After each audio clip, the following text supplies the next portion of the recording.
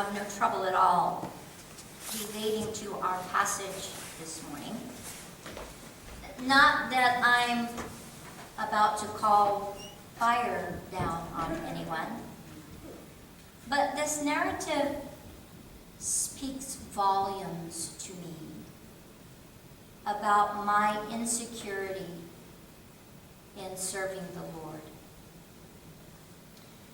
God gave Elijah what I would consider to be a very difficult task to carry out. He had to tell the king of Israel that he was about to die. And I, for one, think that this task, this work, weighed very heavy on the prophet's heart. He tried to deliver his tragic news by royal messengers at first, but Ahaziah demanded a face-to-face meeting, which makes perfect sense, right? I mean, if someone was predicting my death, I would want that someone to look me in the eye as he spoke about my impending doom. Twice, King Ahaziah sent a company of soldiers to chaperone Elijah back to the palace. But when the captain of each of these envoys called out to him, "Man of God, the king wants you," Elijah replied, "If I am a man of God, then may fire come down from heaven and consume you." And then sure enough, he blasted those would-be escorts, burning them alive. He killed them all. 102 men consumed by fire. So I want to give you a report about our charge conference this week because it was pretty great. Our new district superintendent, Ernie Vineyard, was here on Thursday night. And we got a chance to tell him our inside joke about Trinity being a sleepy little church. Have you all heard that? For those of you who haven't, let me share. When our former district superintendent, Jane Vaughn, called me to see if I would come to Trinity as your pastor, I was having some health issues, not really at the top of my game at the time. And so she wanted to assure me, and she said, "Amy, this is a really sleepy little church. They just don't have much going on. It's going to be an easy appointment." So I said, "Okay, I will go." And I was here about 3 months, and after chasing you around all over the place, I decided somebody did not have their facts straight, because this was not a sleepy little church. It was, in fact, a very busy little church, and I haven't even had enough time to stop and wonder what I got myself into here. We told Ernie that story right after Vance had given this just glowing report about the many ways that we as a people are invested in outreach. And we are all individually very dedicated to the things that inspire us, the things that we feel called to. Each of us, in our own way, is sharing God's love in our community and in the world, and it's a beautiful thing, a truly beautiful thing. Well, Ernie got a kick out of our inside joke, and he decided that from now on he will refer to us as that sleepy little church in Clovis. And he was excited about all that we had to tell them, all that we are doing here. In fact, everyone that gathered Thursday night was excited about what we are doing. I felt very inspired, and I think we all felt very inspired by the good work that we witnessed in each other. It was a really good celebration, and I'm sorry that we couldn't all be together to share in that joy. I'm going to make a point next year to have Ernie schedule our charge conference on a potluck Sunday so that we can be here together to celebrate our work in the Lord. Well, I left here Thursday night just, feeling pretty good about stuff, feeling really encouraged about your mission-minded love. And I went home and I fell into bed and I drifted off to sleep, truly grateful to be part of Trinity United Methodist Church. And I slept like a baby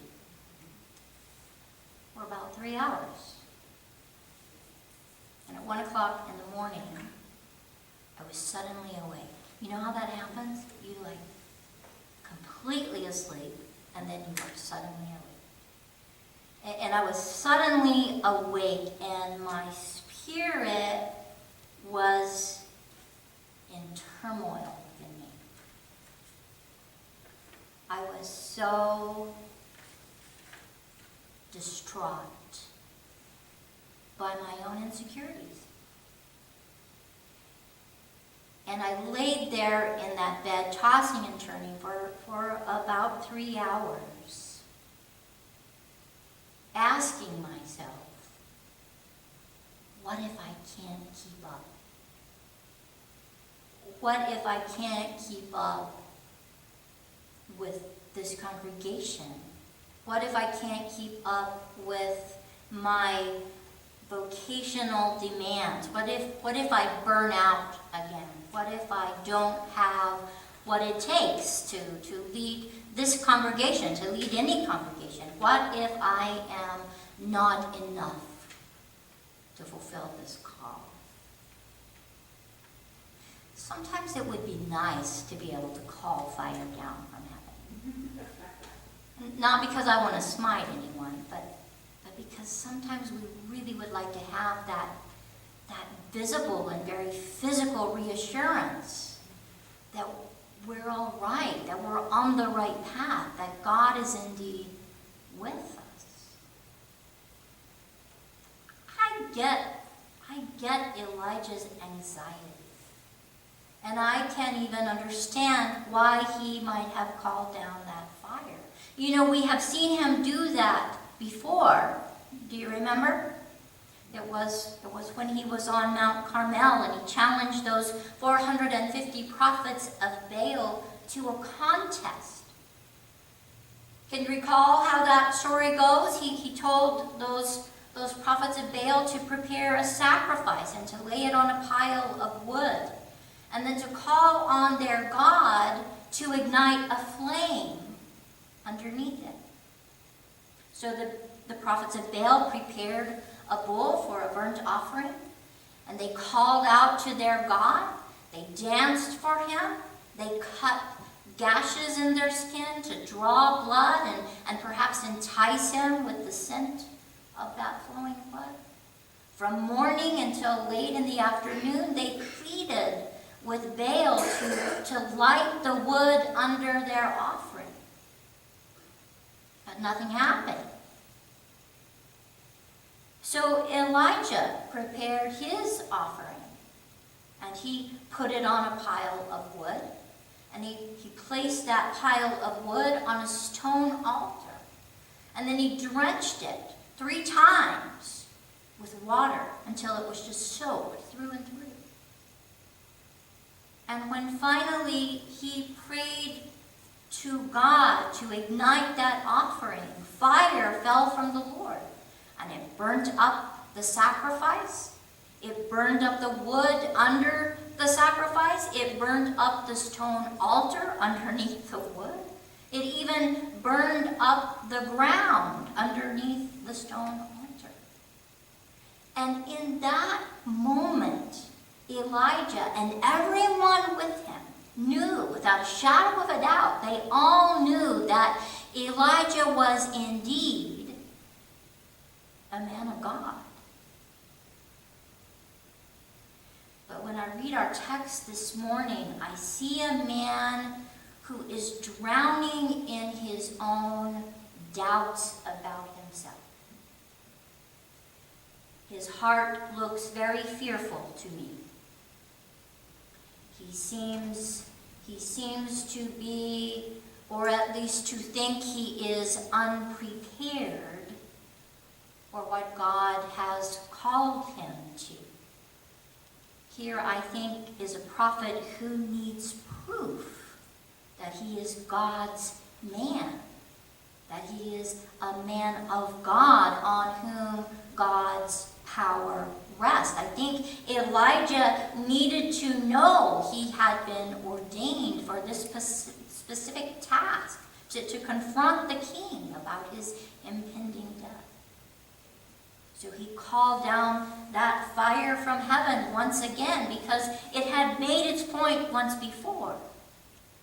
And again, it would prove him to be a God of man, a man of God, God working in him and God working through him. And not even Elijah, I think, was exempt from the insecurities we feel about serving the Lord.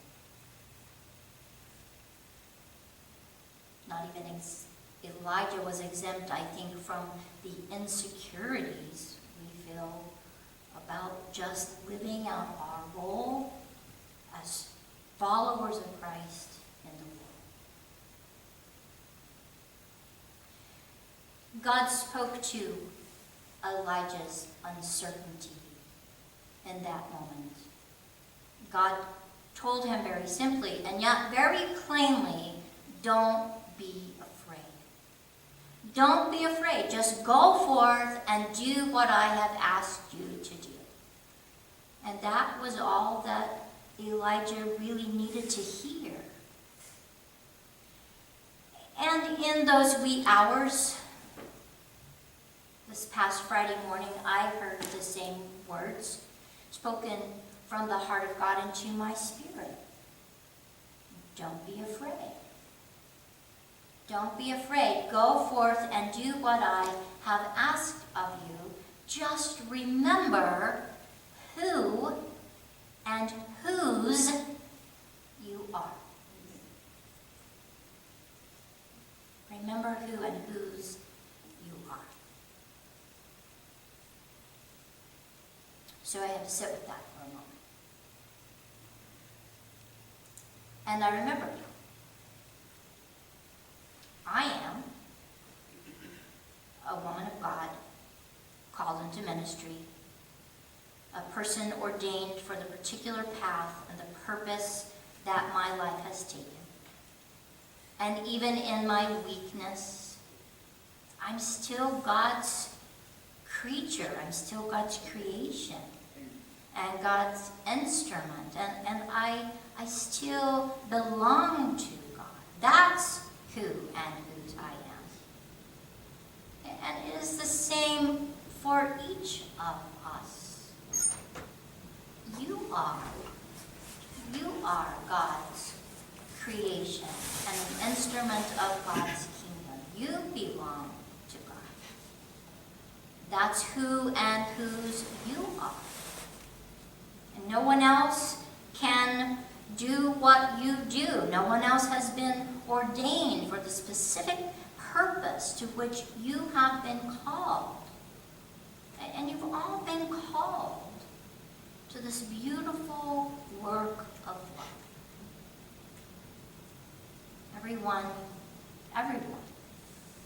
even Elijah feels insecure at times about who we are in the world and what we are doing that God puts before us. Because these places of service put us in a vulnerable position. And yet it's not our own strength and our own wisdom through which we carry out this kingdom work and bring God's kingdom to earth. It's truly through the strength and the wisdom of the Lord that we do these things.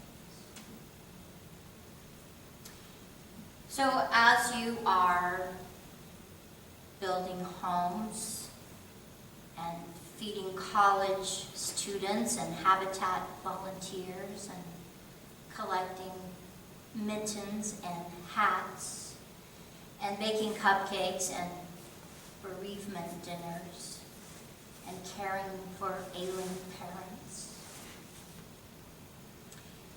As you are serving on humanitarian boards and teaching the Bible and buying shoes for barefoot kids, and as you are recording a worship service for other people to hear, and mailing cards, and signing prayergrams, and making homemade ice cream for service personnel, as you are cleaning out the fellowship hall for someone else's rummage sale, and blessing bikes, and mentoring addicts, and driving folks around in a van, as you are visiting the nursing home and helping your neighbor and witnessing love to your coworkers, as you offer yourself in so many ways, ways in which I don't even know about, as you give your time and your valuable resources to God's greater good. Don't be afraid. Don't be afraid, sleepy little church. God is with you. So just go forth and be awesome in the name of the one who ignites the fire for us all. Amen.